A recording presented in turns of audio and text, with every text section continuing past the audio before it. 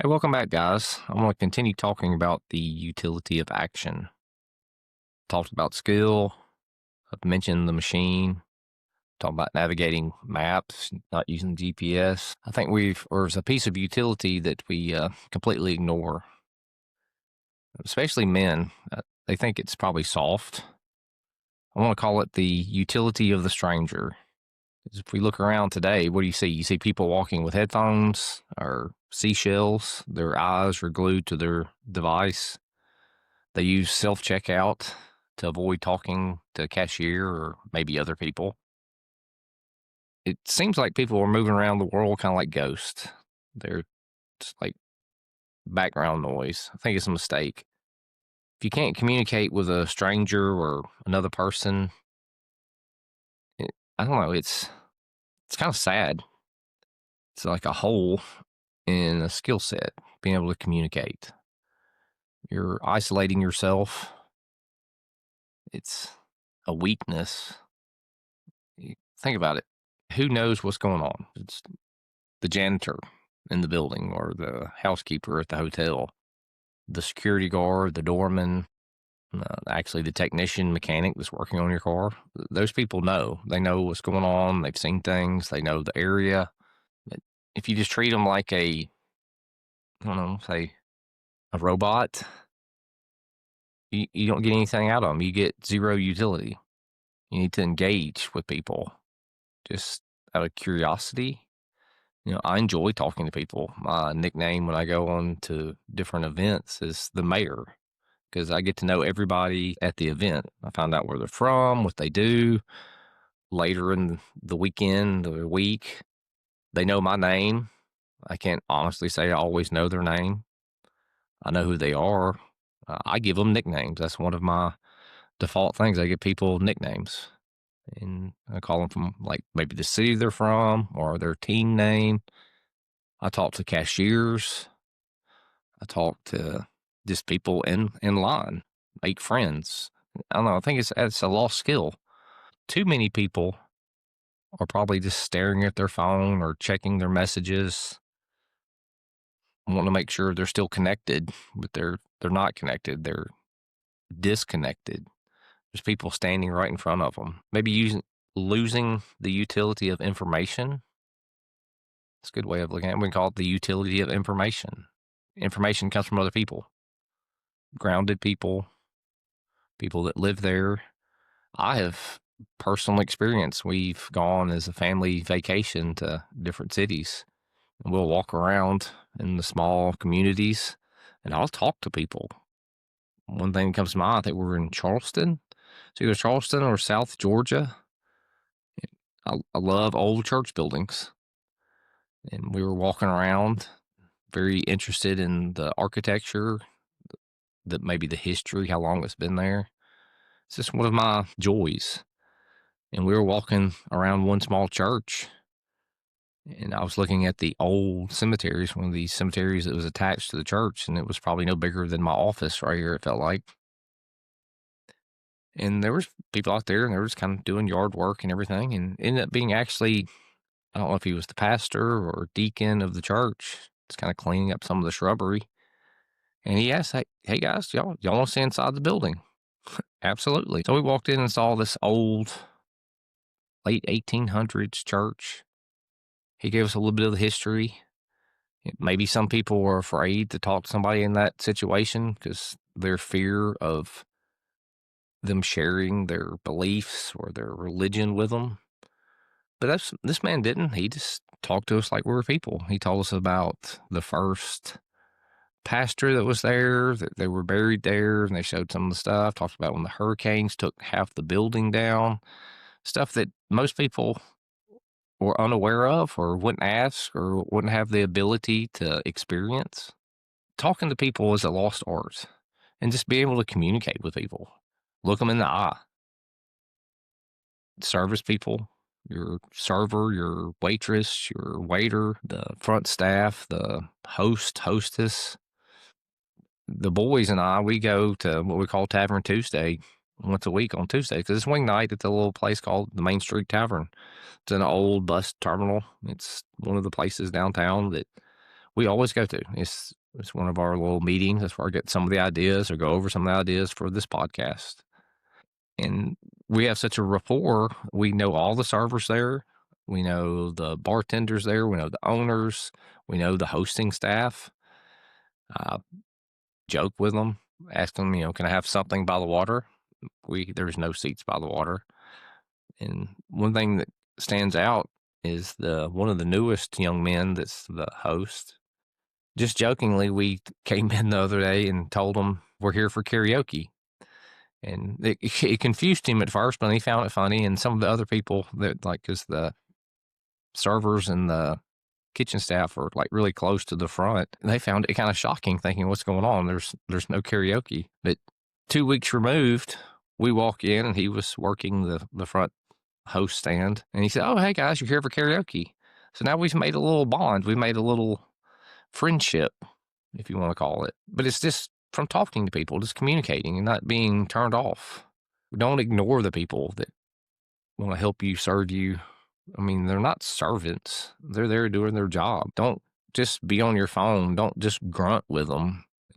Our guys at the tavern now, they sit down with us and talk. I know it's probably different if you live in a not such a small town as Mata Valhalla, but you can do it anywhere. I do it places. Miss Vulcan, she laughs at me all the time. We were at an ice sculpture thing in Nashville last week, and I made friends there. Shocking, right? Just talking to people. If I can get people to observe me, I observe them, get eye contact, or I talk to people that are sitting there drinking their coffee on the park bench or the bench inside the atrium. I take pictures of people. I walk up to them and tell them, "Hey, I'll take your picture for you." I help people downstairs. I hold the elevators for them. It's just because I'm aware. I love people. That's why we can bring in some Marcus Aurelius. He was emperor of Rome. He probably was at that time the most powerful man in the world. If in that time, the emperor of Rome was the guy. He could have been disconnected from people. He could have ignored people. He could have been, I don't know, standoffish. He could have let the power get to his head. But he wrote in Meditations, "We were born to work together like feet, hands, and eyes, like two rows of teeth, upper and lower. To obstruct each other is unnatural." Because he understood that we're all part of this community, this hive, I can't remember what they called it. There's a Greek word for it, sympatheia, I believe. We have a interdependence on each other. So that's why we don't need to ignore each other. Maybe just speak to the people or just be aware. I mean, you just don't have to be turned off. Seashells plugged in. These new glasses people are wearing, the Meta glasses. I saw a commercial yesterday that it actually has almost a heads up display, so it can show you mapping. You can just use hand motion to scroll in front of your eyes. You're walking down the street. Talking about a ghost just walking down the street, a robot. It's crazy. I think it's going to create more of an undisciplined mind. We need to have a discipline to our mind, like have awareness, build bridges with people, know the community. It's crazy. Bringing back building bridges. When I go to different places in different parts of the country, when I know or speak to people, local people, I find out things about the community because I'm not an introvert. I find out things that are available. If this bridge is open, hey, this new thing here, hey, you might want to go down and see this off this main touristy trap street. I don't know if you can train it, teach it, but this is a utility that we need to try to build. It's probably uncomfortable for most, and I think it's more uncomfortable for people now because of the conditioning they've received from these small devices. They've been turned off for so long. It's kind of scary. I see it all the time because I'm aware of it, and it's kind of my thing. I read a lot about the social disconnect going on in the newer generations, but people don't look you in the eye anymore. they don't, well, COVID's probably a side effect. Men don't shake hands, women don't hug. I don't know, it's very traditional, but I was very happy when all the shutdowns were over and I walked into our local bank and walked in, and the bank manager, because I speak to him, I know him, he reached out and shook my hand. And that was probably the first time after the lockdowns that I was able to interact with somebody. We looked each other in the eye and said good morning and shook hands. I told him I really appreciate it because I miss shaking hands. I don't like the fist bumps or the standing off. It's just my preference. Going back to service workers, or I hate to call them service workers, employees at somewhere where you go to get convenience. I don't know if we still wear name tags. Name tags are great. Yes, you can use it, you can read it, you can make an instant bond with somebody. You become human. If you make a connection with a lot of people, it's not being selfish.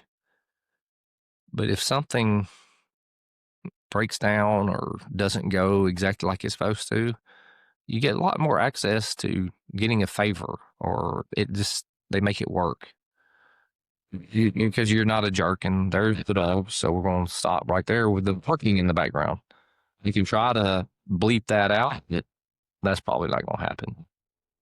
Okay, after a short break for the dogs protecting me from the evil person driving down the driveway, maybe go with a challenge for this chapter of the utility of the stranger, utility of not being a ghost.